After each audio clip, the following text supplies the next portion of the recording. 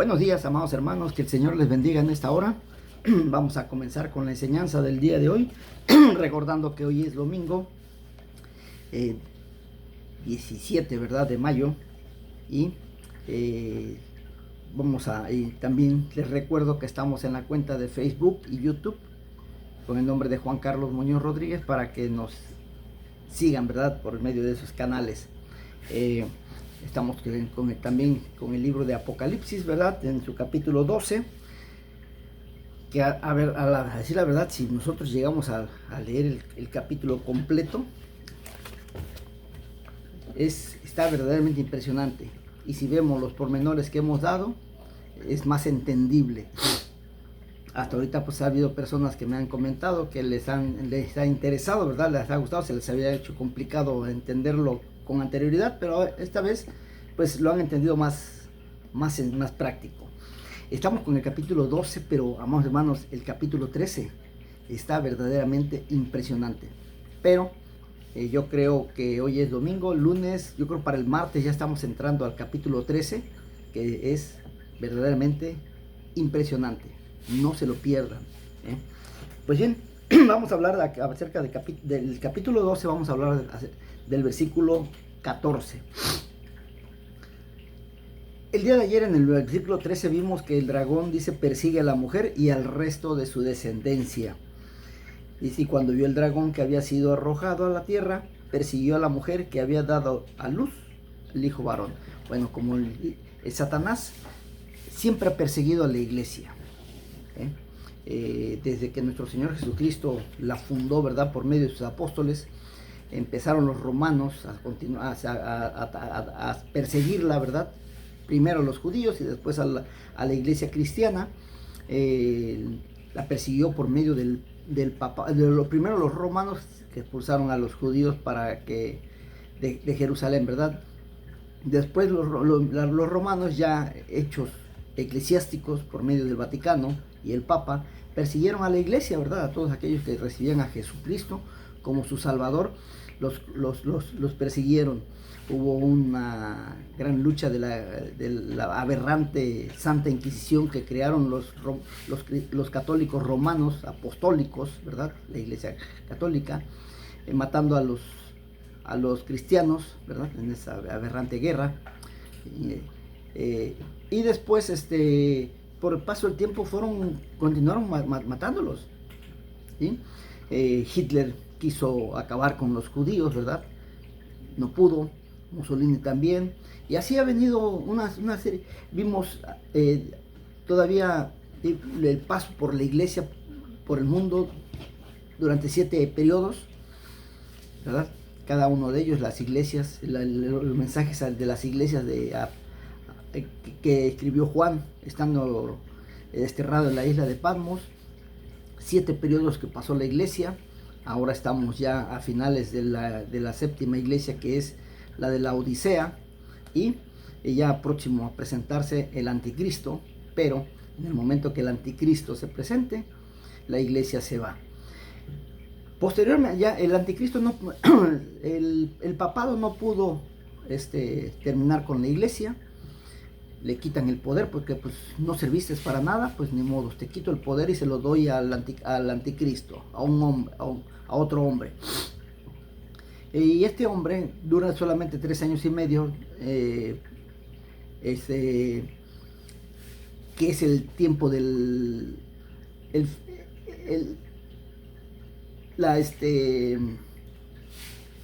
la plenitud de los gentiles, ¿verdad?, donde Satanás hace y deshace, porque el Espíritu Santo ya no está entre la iglesia, entre el pueblo, ¿verdad?, en la tierra, porque se fue con la iglesia.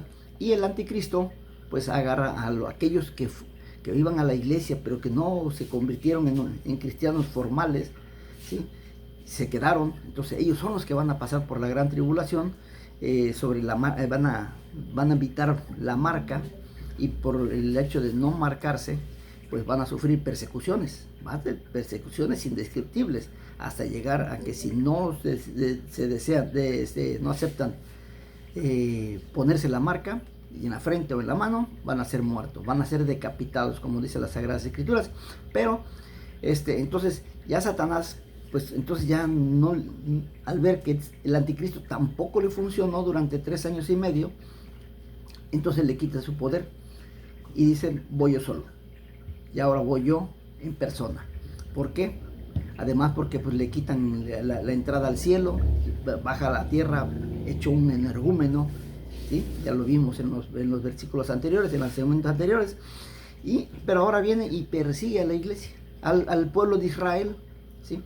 Persigue al pueblo de Israel insistentemente, lo quiere exterminar, lo quiere acabar, lo quiere acabar al pueblo de Israel, porque ella que no pudo con su hijo, no pudo con la iglesia, no pudo con los redimidos pues entonces va él personalmente a querer destruir al pueblo de Israel. Ahora, bien, dice, pero Dios pondrá a salvo a la mujer. Apocalipsis 12:14 dice, y se le dieron a la mujer, o sea, a Israel, las 2 alas de la gran águila, para que volase de delante de la serpiente al desierto, a su lugar, donde es sustentada por un tiempo y tiempos y la mitad de un tiempo. Ahora bien, amados hermanos, en primer lugar, apreciamos aquí una referencia a una metáfora que ya había sido usada en el pasado en relación al pueblo de Israel cuando fueron sacados de forma milagrosa de la esclavitud de Egipto, como lo tenemos registrado en Éxodo capítulo 19 versículo 4.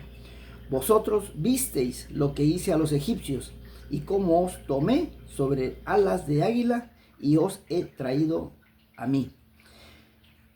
Posteriormente, después de la muerte y resurrección de nuestro Señor Jesucristo y su ascensión al cielo, su evangelio de redención y de salvación, la nación judía debía ser portadora en todo el mundo de estas buenas nuevas de salvación.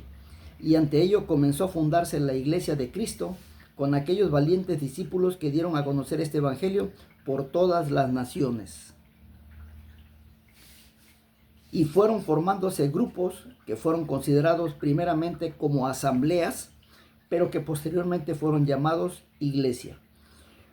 Por ellos el evangelio de Jesucristo fue llevado por los judíos, oíganlo bien, por los judíos, ¿sí?, a través del sufrimiento de la deportación creada por el general romano Tito, que por las persecuciones los judíos tuvieron que volar a otras partes del mundo para dar así el testimonio de Jesucristo y que este mensaje llegara a nosotros hasta estos días. Y esto duró hasta que Dios en su infinita misericordia los juntó nuevamente en su tierra llamada Jerusalén, la ciudad del gran rey, la tierra santa, en el año de 1948, el día 18 de mayo. Tal y como Dios se los había prometido por medio del profeta Isaías 66:8, cuando dijo, nacerá una nación en un solo día. Pues sí, amados hermanos, Israel nació como nación esa fecha. Pero pongan mucha atención a esto. Nació para ser una copa amarga y pesada para todo el mundo. Israel no nada más fue una nación, o se hizo nación así porque sí, sino fue para ser una copa amarga y pesada para toda la humanidad. Porque Dios, por todo lo que las naciones del mundo, de todo el mundo, han hecho con ella, lo pagarán. Todas las naciones que han ofendido a Israel y lo siguen así, y la gente que lo sigue ofendiendo, lo van a pagar y lo van a pagar muy caro. Al que te bendijere, dijo Dios, a ese bendeciré, y al que te maldiga, a ese maldeciré, ha dicho Jehová de los ejércitos. Es por ello que ahorita hay mucha maldad, mucha gente que odia al pueblo de Israel, lo aborrece. Pues sí, las consecuencias las tenemos. Un mundo desordenado, un mundo vacío, un mundo tirado prácticamente a la basura, ¿sí?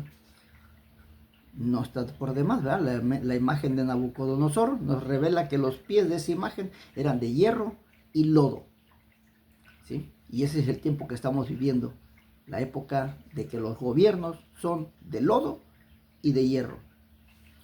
Pero ahora, para ya estos próximos años, Dios promete que nuevamente llevará a su pueblo a un lugar seguro donde será cuidado por él personalmente durante 3 años y medio, o sea, por un tiempo y tiempos y la mitad de un tiempo. Esta será exactamente la duración de la segunda parte de la última semana del mundo y la humanidad entera. que como ya hemos visto anteriormente, tiene que ver con la gran tribulación que pasará Israel en el futuro.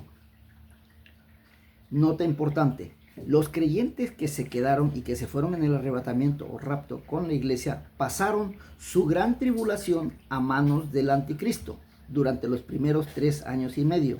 Pero ahora, los judíos que no aceptaron a Jesús como su Salvador, porque les recuerdo que también ya habían desechado a Dios desde el Sinaí, cuando hicieron aquel becerro de oro, diciendo que ese becerro de oro era su Dios que los había sacado de Egipto.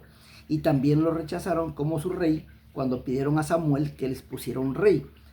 Ahora, para este tiempo ya próximo, los segundos y últimos 3 años y medio, ellos también pasarán por su gran tribulación.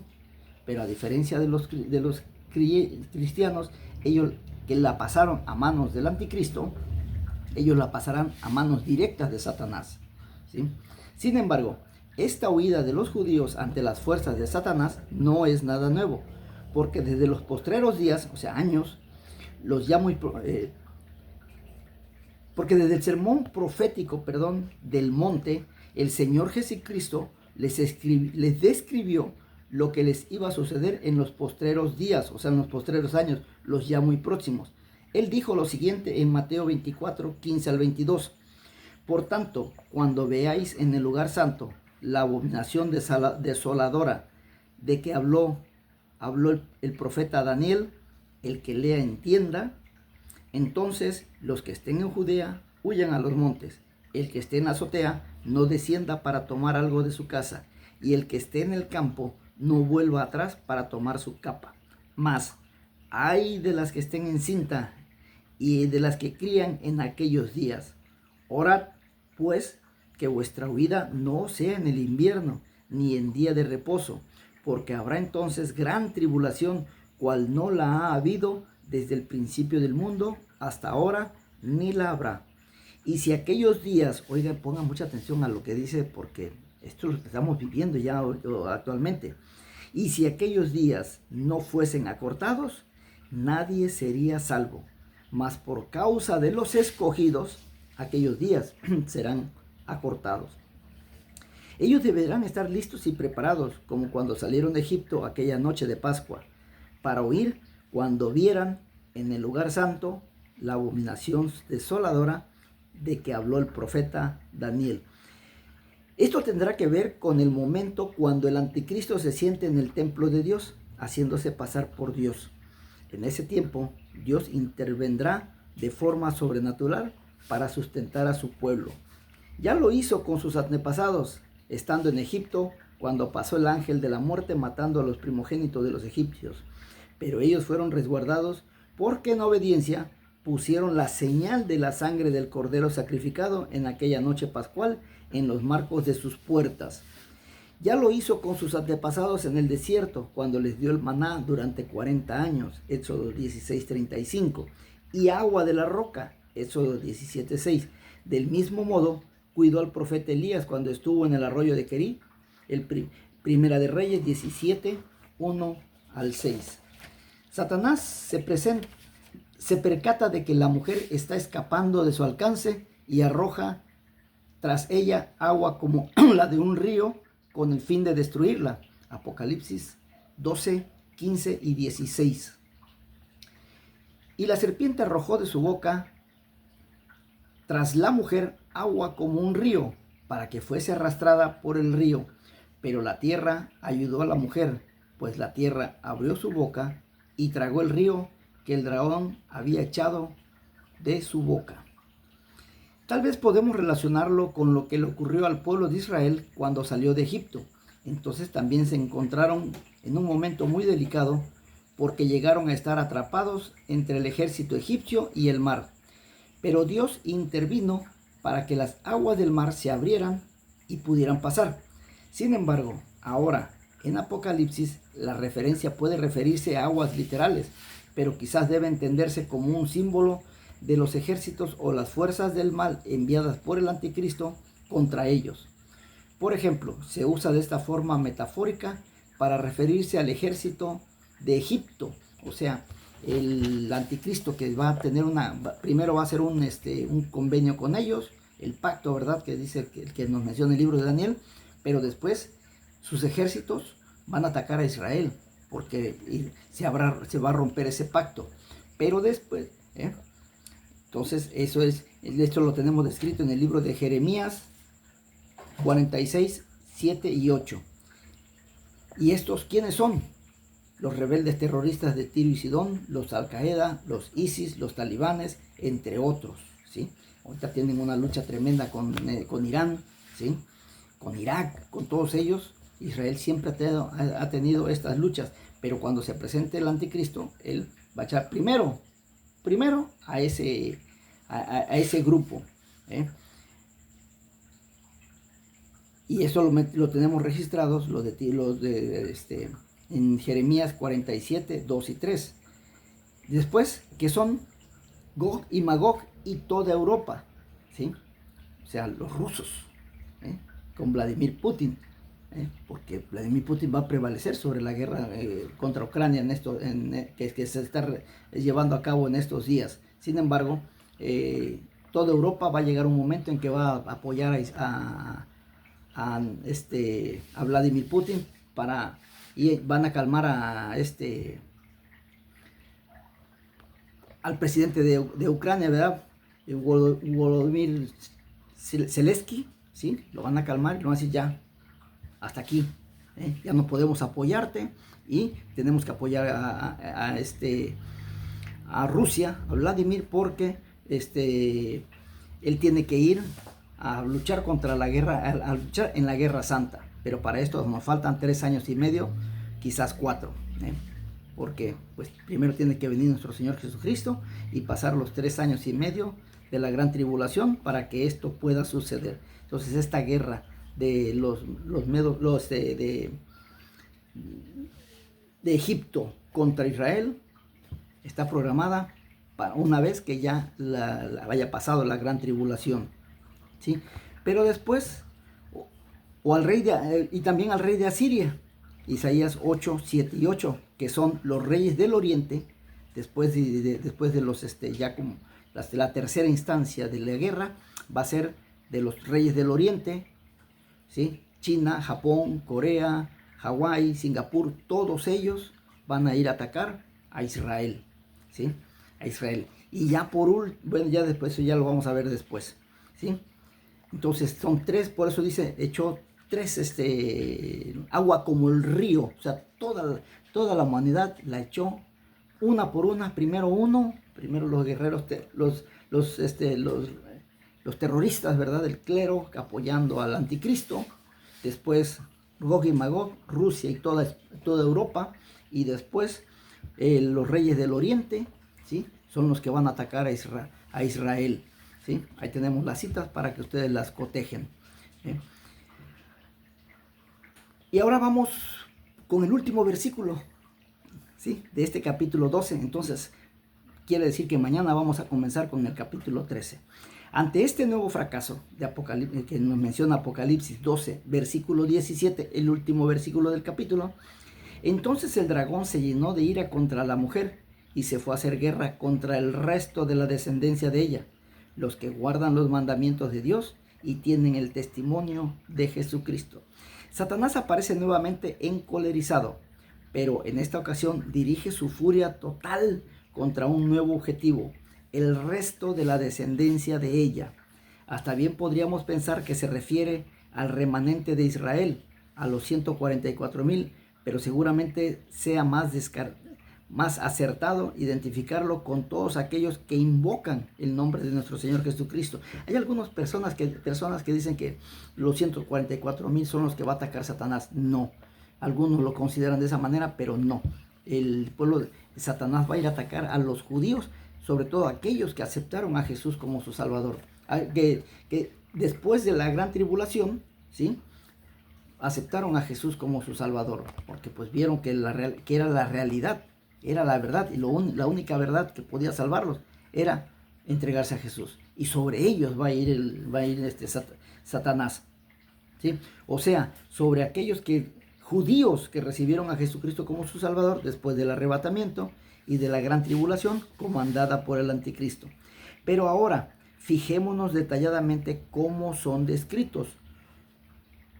Qué maravillosa palabra, frase menciona el Señor con respecto a los judíos que aceptaron a Jesús después de haber pasado por la gran tribulación sin haberse marcado. Dice, los que guardan los mandamientos de Dios y tienen el testimonio de Jesucristo. Los gentiles que no se marcaron son los que murieron, ¿sí? Pero los judíos que no se marcaron son los que van a esperar, van a pasar la consecuencia de la venida de Satanás en contra de ellos. La expresión se fue a hacer guerra contra ellos sugiere la enemistad de Satanás contra todos aquellos que obedecen a Dios, pues Satanás no soporta a aquellos que mantienen el testimonio de Cristo en medio del mundo. Y esto implica también que habrá un grupo de creyentes que no serán protegidos junto a la mujer, que no serán protegidos junto a la mujer. O sea, los judíos que no quisieron aceptar a Jesús también van a pasar por esa situación, ¿sí? Porque Satanás va a agarrar parejo a toda la nación judía, creyentes cristianos y no creyentes cristianos. Porque en cuanto a la forma en que se les hace guerra, podemos pensar en la similitud de la persecución que será descrita en el próximo capítulo, cuando los creyentes sean privados de la posibilidad de comprar y vender si no tienen la marca de la bestia. Amados hermanos, terminamos con el capítulo 12. Vamos a entrar a lo más rico, ¿sí?, y sabroso de este pasaje descrito en el libro de Apocalipsis, el capítulo 13. Y curiosamente, el capítulo 13, el número 13, que es cabalístico, ¿sí?, y curiosamente la Biblia da este capítulo 13 cabalístico, este número cabalístico, a lo más importante que va a suceder para el pueblo de Israel en ese tiempo. Soy Juan Carlos Muñoz, nos vemos el día de mañana, que Dios les bendiga.